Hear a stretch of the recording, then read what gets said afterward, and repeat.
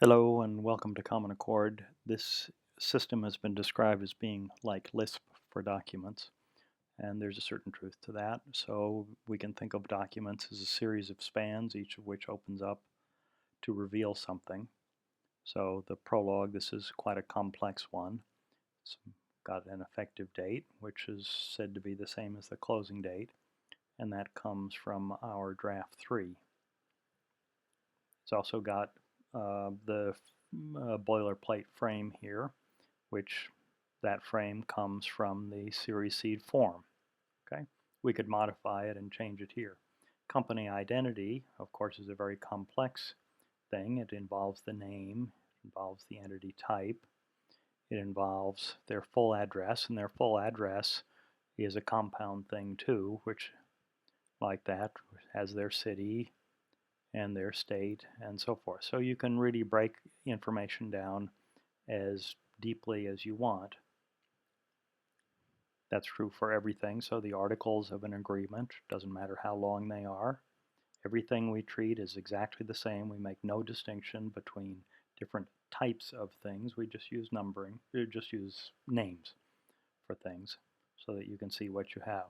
And once you're there, of course, then you can still, a mouse over will show you what it is, and you can see where it comes from. This comes from the term sheet of the transaction. And of course, we could go there as well. So if we wanted to go to the term sheet of the transaction, that would just be a matter of clicking on that and waiting for the system to respond. It's always very slow here when I'm also recording. But basically, this is what a term sheet for a transaction would look like. Series of persons in different roles, all of which, and deal points labeled, all of which render back into the form of agreement like this. And of course, the same document, here we go, we're back at the same document, can be rendered out into its full form with all of the boilerplate that you might want.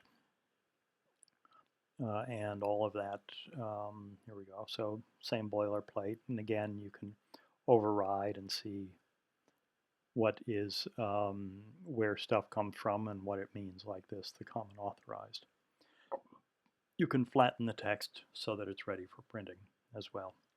But the point here is that we don't want to be creating extra copies of things. So you just treat this as a view, as the compiled code, whereas every time we want to work on something, we'll work in the source code, which means we have a better idea what we're doing and the context in which we're doing it, and everything that we do can redound to our benefit persistently. Thank you.